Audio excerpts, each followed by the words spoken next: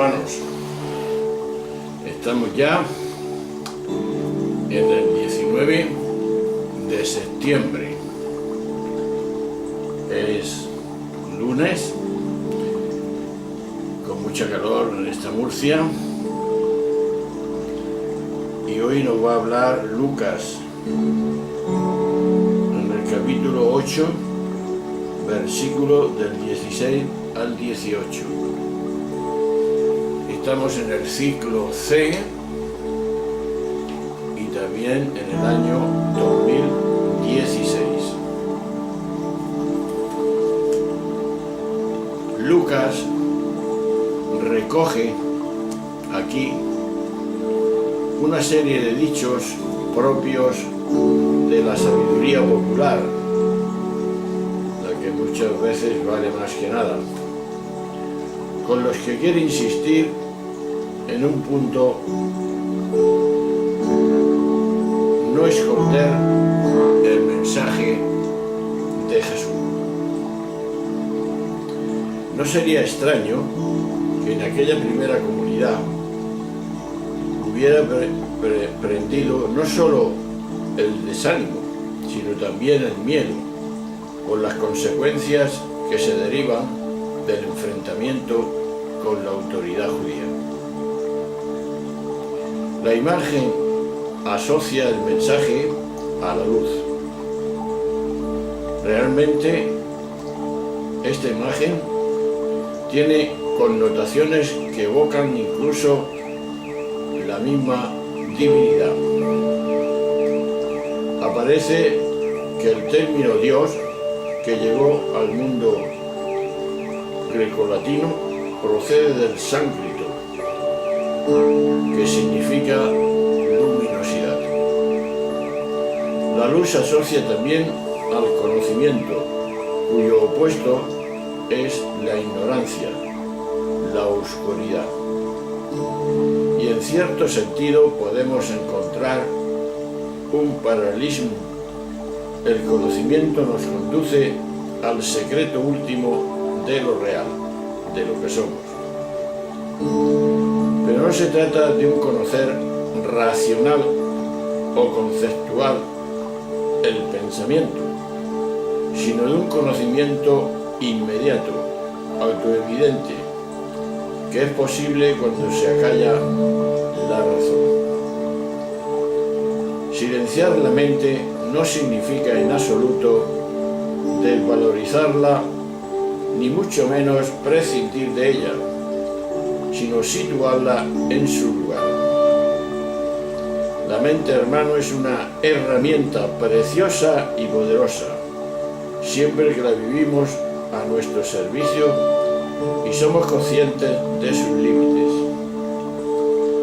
Pero cuando la convertimos en criterio último de verdad, nos tiraniza y nos lleva a la confusión total.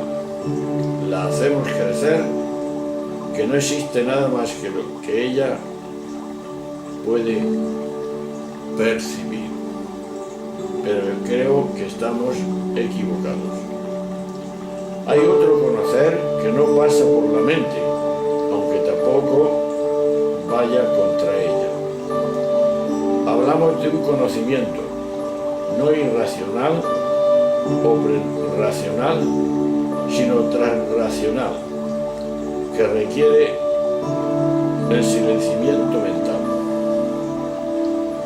Al descorrerse este velo, accedemos de un modo directo a experimentar nuestra verdadera identidad, lo que somos. Y ese conocimiento es luz, y nos ha llevado a experimentar la luz.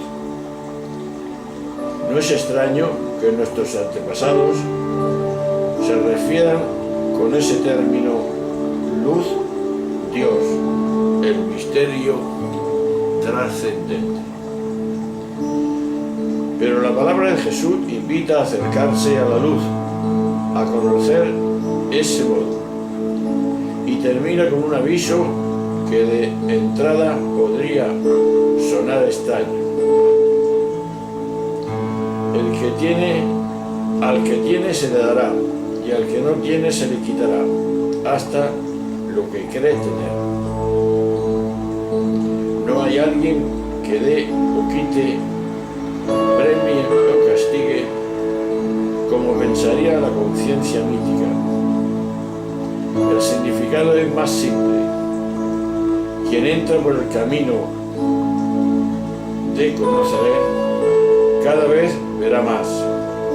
Quien se cierra a ese camino podrá perder incluso lo que empezaba a ver. Pero la experiencia, que es la madre de la ciencia, nos dice que una persona solo se adentra en este camino cuando siente que le va la vida en ello que hemos hablado en otra ocasión. El texto que hemos comentado, que estamos comentando, es el texto de Lucas 8, 16, 18, que dice así: en aquel tiempo dijo Jesús a la gente: nadie enciende un candil y la tapa con una vasija o lo mete debajo de la cama. Lo pone en el candelero para que los que entran tengan luz. Nada hay oculto que no se llega a descubrir, nada secreto que no se llega a saber o hacerse público. A ver si me escucháis bien. Al que tiene se le dará, al que no tiene se le quitará hasta lo que cree tener. De aquí es evidente que la pregunta es la siguiente: ¿siento que me va la vida en conocer y vivir la verdad de lo que es, de lo que somos cada uno? Seguimos seguimos avanzando. Empecemos por lo más evidente. El Evangelio, hermanos, es un mensaje de transparencia, de claridad, de ejemplaridad, porque todo en él se ha de entender a partir de la metáfora de la luz. Ahora bien, la luz, si es verdaderamente luz, se enciende para ver y para que sea vista. Una luz oculta deja de ser luz. Esto explica por qué Jesús está tan radicalmente en contra de todo lo que sea ocultar, tapar, disimular y en general todo lo que sea llevar una vida en lo que no hay más remedio que ocultar cosas. A veces las cosas más importantes de nuestra vida. Pero como bien sabemos, ocurre que existen condicionamientos sociales que obligan a muchas personas a sentirse violentas hasta el extremo de no tener más remedio que disimular, ocultar aspectos de su vida que la sociedad no tolera. Pero también es cierto que estas situaciones pueden ser graves cuando dañan a terceros. Esto es frecuente en asuntos relacionados con el dinero, los negocios, los bienes que se poseen. Cuando estas situaciones se mantienen por la maldad llamada prudencia, pueden ser la prueba más clara de la falta de libertad que antepone la imagen social a la verdad de la vida. Otra cosa sería cuando lo que se oculta es algo que se tapa y se calla y se hace de ello un problema, cuando en realidad no debería de ser así. En estos casos, cada cual tiene que medir sus fuerzas y las condiciones en que se desarrolla su vida para ver hasta dónde y cómo es posible vivir en total transparencia. Otros casos, los que ocurren es que nos sentimos esclavos de condicionamientos institucionales. Como es bien sabido, la patología social de las instituciones hace que éstas antepongan muchas veces sus intereses a sus fines. Por esto ocurre que se ocultan escándalos, cosas vergonzosas o auténticos delitos, con tal que la institución no se vea desprestigiada. Como lo que ha dicho el Papa Francisco sobre la pederastia, que se va a eliminar totalmente, sean obispos, sacerdotes o quien sean, a ese objetivo. Y es que la libertad social y la libertad, que la institución no se ve desprestigiada.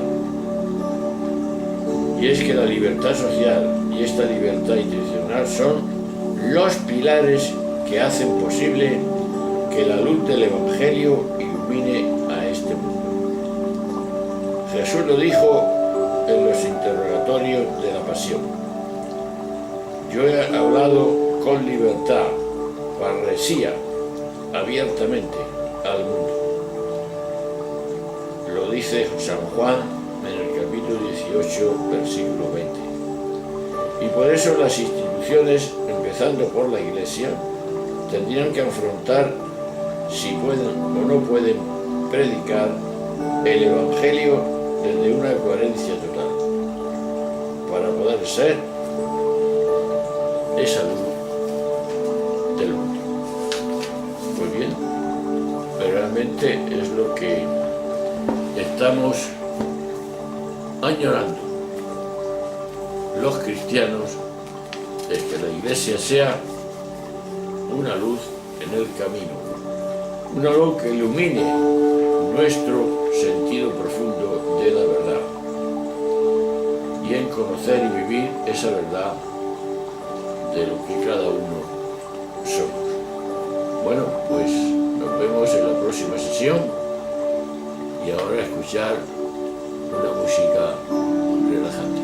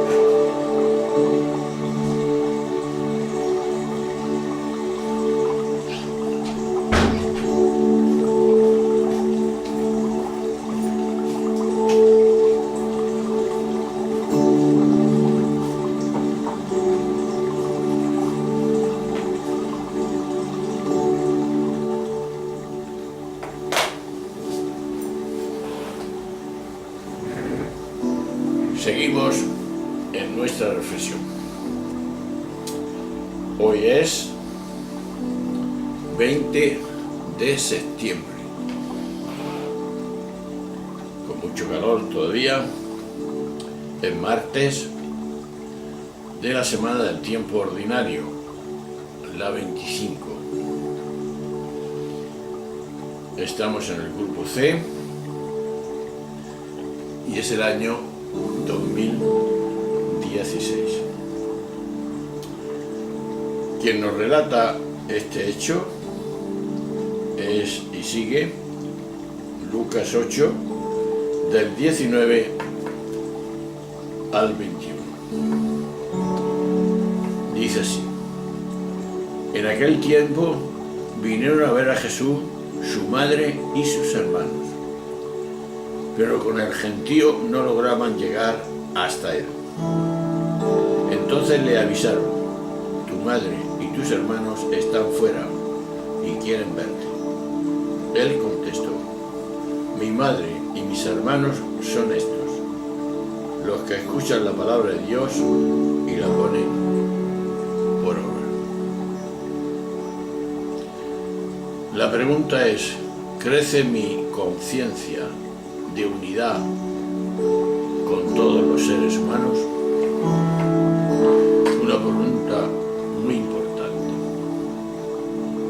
En su brevedad del texto, el texto quiere transmitir la contundencia de las palabras del Maestro de Nazaret, al establecer un tipo de parentesco por encima del sanguíneo, la familia de Dios.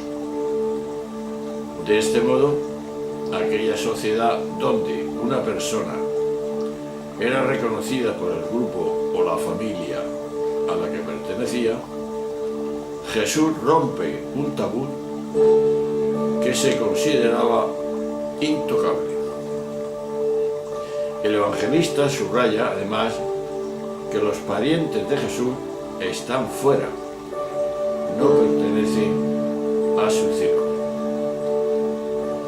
El nuevo criterio remite a la vivencia de la más genuina espiritualidad.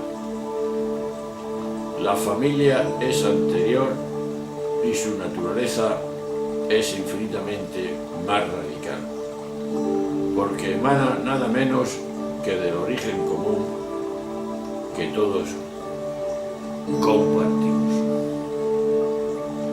Desde la mente, el modelo mental, se puede hacer una lectura voluntarista de estas palabras de Jesús. Pertenecen a su familia aquellos que se esfuerzan por cumplir la palabra o voluntad del Padre Dios. Pero la pertenencia a esa familia no depende de la voluntad, ni siquiera de las obras. Constituye nuestra realidad más profunda y nuestra verdad definitiva. Lo que ocurre, y a ello parece referirse las palabras de Jesús, es que mientras andamos enredados con la superficie de la mente, se nos escapa, no somos conscientes de ella. La descubrimos en tanto en cuanto nos percibimos canales o cauces por los que Dios expresa. De ahí esa conciencia nos hace caer en la cuenta de que no somos el yo separado, miembro de una parentela determinada, aunque amemos y cuidemos a nuestros familiares, sino aquella realidad única se expresa en estas formas particulares que constituyen nuestra personalidad. Desde este planteamiento todavía percibimos mejor la clarividencia y la radicalidad de las palabras del sabio Jesús. Todos constituimos una familia única, porque no somos cada uno en nuestro papel expresión de Dios, de la conciencia, sino más aún, el mismo término familia resulta pobre porque en realidad no compartimos solo una cercanía, por intensa que fuera, sino la misma identidad. De ahí, hermanos, y esto es muy interesante, la mente nos percibe como separados y en consecuencia se mueve por mecanismos de preferencias, comparaciones, necesidades, miedos y defensas.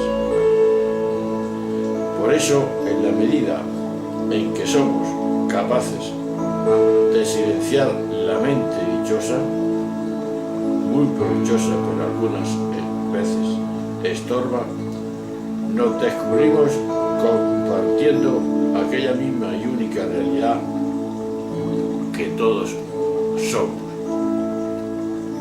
y que fuimos creados desde la eternidad y para la eternidad. Por eso os recuerdo la pregunta que hemos hecho al principio: ¿crece mi conciencia de unidad con todos los seres humanos? Veamos más. Primero, está claro relaciones de Jesús con su familia fueron tensas, difíciles y quizá más complicadas de lo que nos imaginamos. Así consta con las visitas de las que sabemos que Jesús hizo a su pueblo, Nazaret. Marcos 6, 1 y 6 nos relata algo de esto. Lucas también, el capítulo 4, versículo del 14 al 30. En ambos casos la visita terminó mal. Los vecinos del pueblo se escandalizaron de lo que Jesús decía y hacía.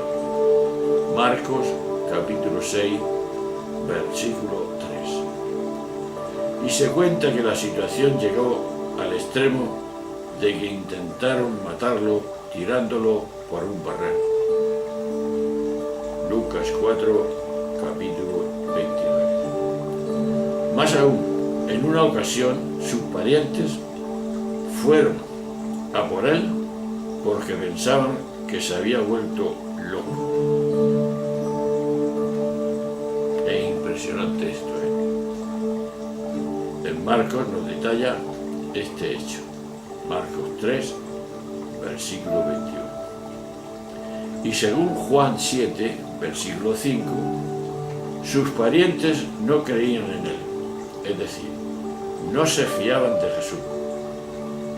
A nadie se le oculta que el propio Jesús tuvo que sufrir especialmente por este motivo.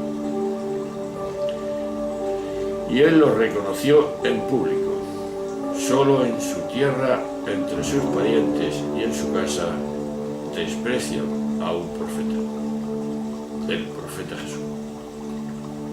Marcos 6, versículo 4. Es posible también que las diferencias entre Jesús y sus hermanos tuvieron raíces más profundas. Sabemos que el líder de la primera iglesia de Jerusalén, después de la resurrección del Señor, fue Santiago, Hechos de los Apóstoles 15:13, hermano de Jesús, y hombre conservador y tradicionalista. La pregunta surge inmediatamente. ¿No cabría decir que los hermanos de Jesús no estaban de acuerdo con las ideas renovadoras de su hermano mayor? ¿Qué nos quiso enseñar Jesús con esta conducta? Pues es lo siguiente. Las relaciones de parentesco no son libres. Nadie puede escoger en qué familia nace o quiénes son sus padres y hermanos.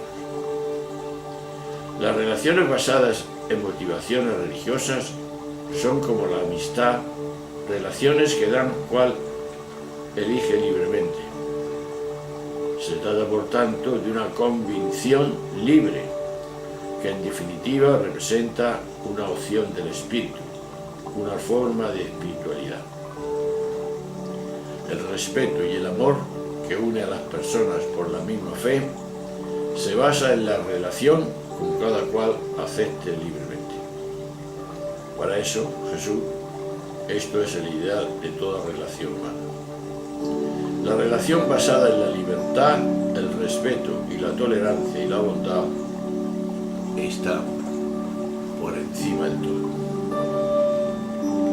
De aquí que, por lo dicho, se comprende que Jesús, aceptando y respetando profundamente la institución familiar, concede una importancia mayor a la comunidad de fe.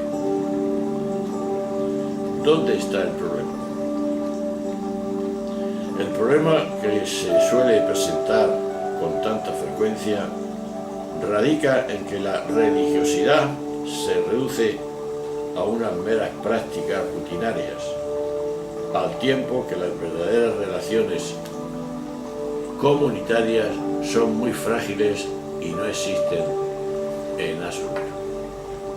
La fe cristiana no es solamente la relación del individuo con Dios.